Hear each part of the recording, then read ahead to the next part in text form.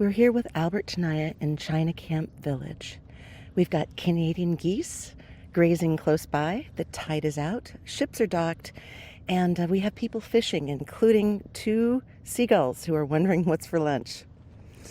Albert has spent his whole life playing music and helping people to feel connected to the peace and rhythm of the moment. Albert, hi and welcome. Thank you for having me, Gina. Albert, can you tell us a little bit about what inspires you to play such beautiful music? Well, what inspires me is living. Every day I look forward to see what is revealed to me. I don't just see. I see things that the Creator above has created for us to see. The smallest flowers, the colors of the petals. I see the leaves of the trees. I see the buds of springtime budding from the trees and the plants and the flowers. And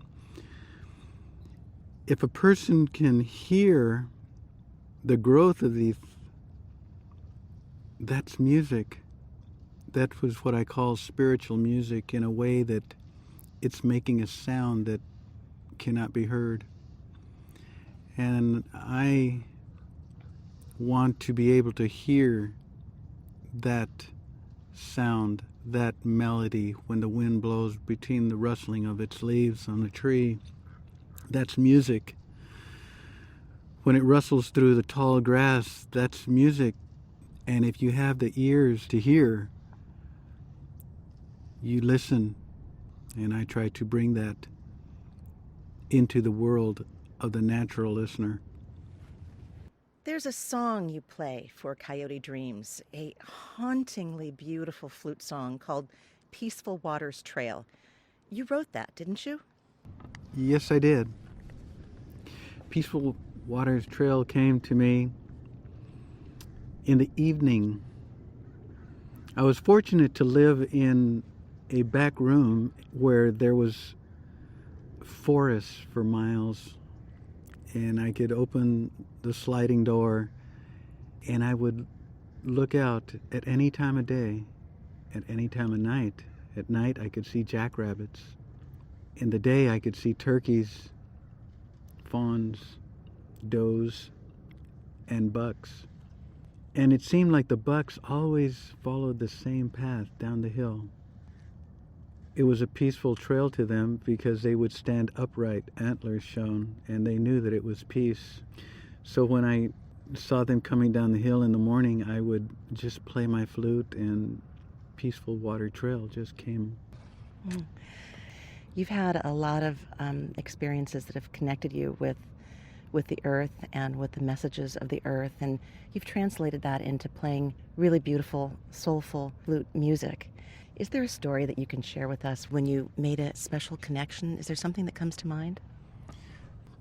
I had this young man, about 22, 23 years old, who stopped by one day, who was just walking into the grocery market, I guess, but he stopped and he listened, and he sat down about 10, 12 feet away from me and just bowed his head and held his head between his hands and sat down and rested his head and elbows on his knees as if in trouble. So I played for 10 minutes, and then he walked in the store and comes out shortly after and purchases a CD. I thank him for the purchase, and I said, "Walk in peace from this day forward." And he said, "Thank you very much."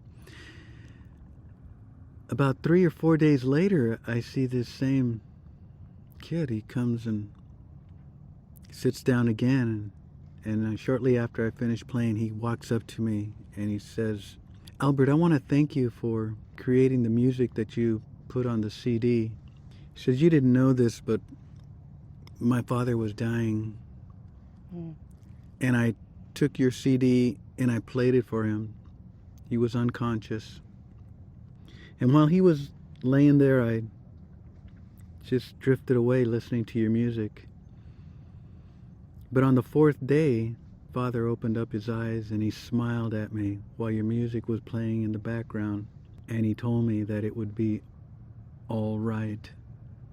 And with that, he closed his eyes, he smiled, and he passed away in peace.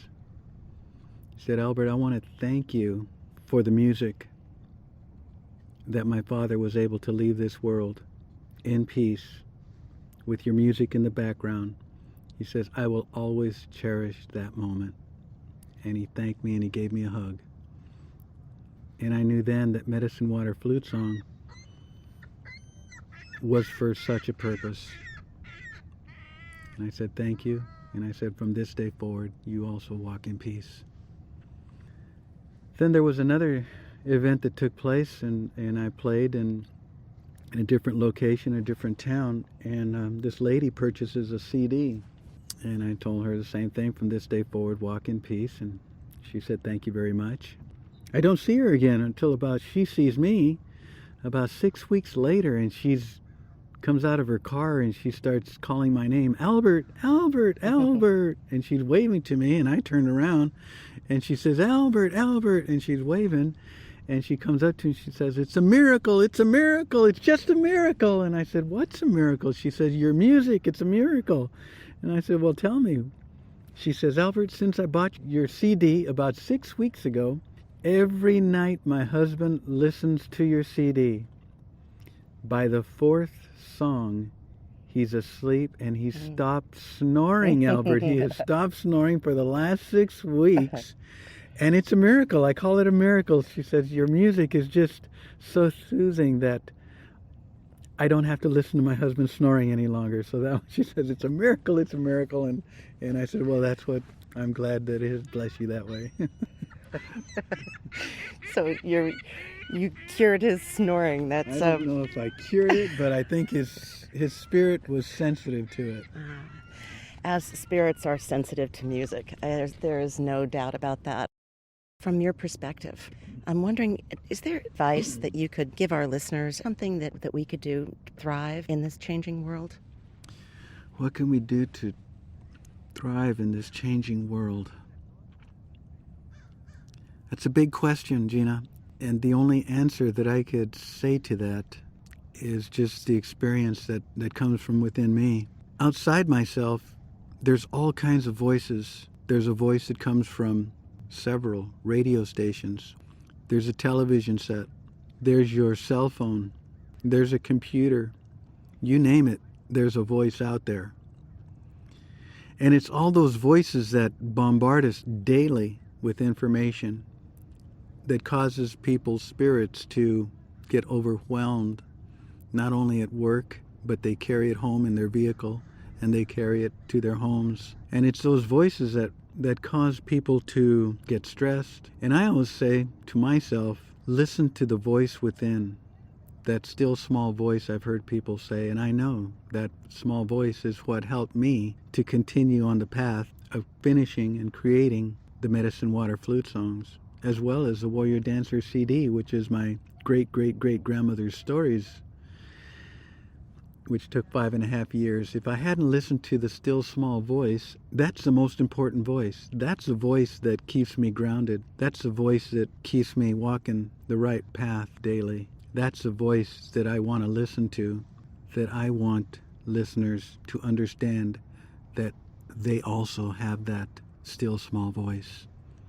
And that's a voice that will help you, heal you, and keep you balanced and focused. Listen to that voice. You live with inspiration, and we thank you so much for being here today with us to share that inspiration with us, and we really wish you all the best. Thank you so much, Albert. Thank you for having me, Gina. Discover more about your place among the wild things. Support creative artists like Albert Tanaya.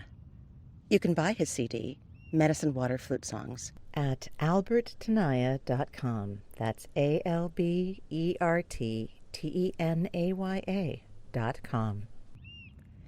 Experience, explore, connect. I'm Gina Farr. Thanks for listening. This conversation is a feature of WildSoundStories.com.